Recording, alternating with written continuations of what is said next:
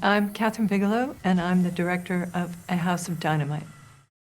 So here we are with Deputy National Security Advisor Jake Baerington, played by Gabriel Basso, and he's in a hurry because he's just learned that there is an incoming nuclear ICBM to North America, and he's getting this information and trying to get to the White House, which is where he works. So he's in a hurry, and he's trying to communicate with our general from Stratcom, played by Tracy Letts. By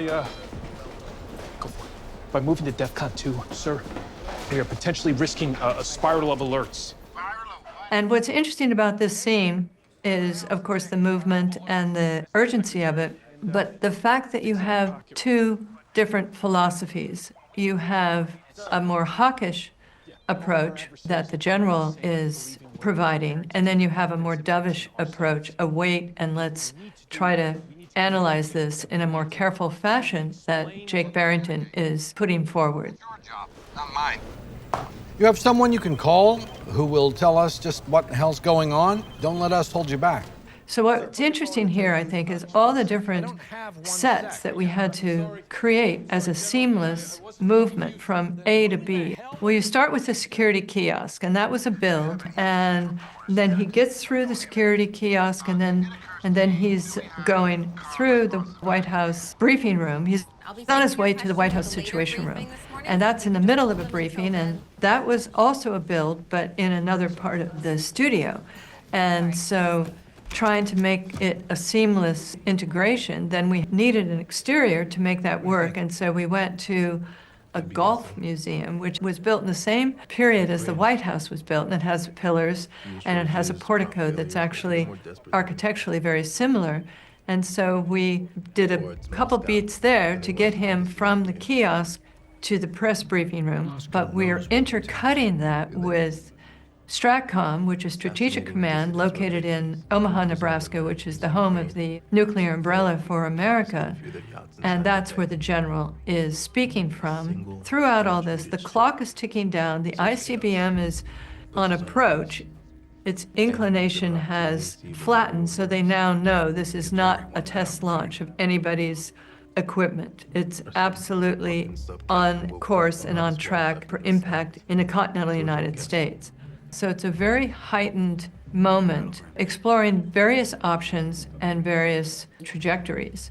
And so trying to put all these different locations together in a way that makes it feel seamless. And then we see our flight pilots who are going to ready the B-2s.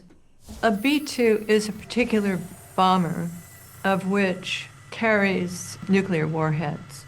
So if we were to, in this situation, retaliate, that would be one method of retaliation.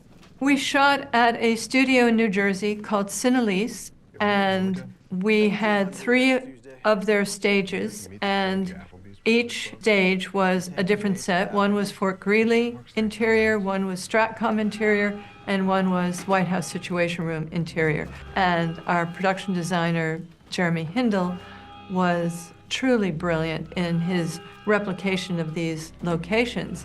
He and I visited the White House Situation Room and Stratcom only for minutes. We couldn't take pictures, but even based on having been there a few minutes, he was able to replicate it to such a great extent that military personnel that were familiar with those locations, they thought we had shot there. I mean, it was kind of that accurate.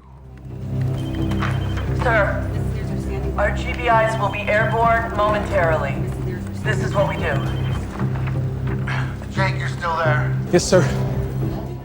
Well, this is all happening live. It's almost like a theater piece where the other actors that you see on the screen in the teleconference call, they're on the set as well in different sets, a ways away, but they're there so that their response is live to the people, let's say, in the room of Stratcom. That's a simultaneous situation, and that was actually fairly complicated to set up, but it was very helpful to the actor to have it be live and have that response time be immediate.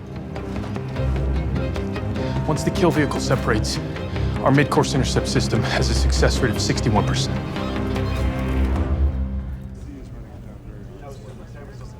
So it's a f***ing coin toss?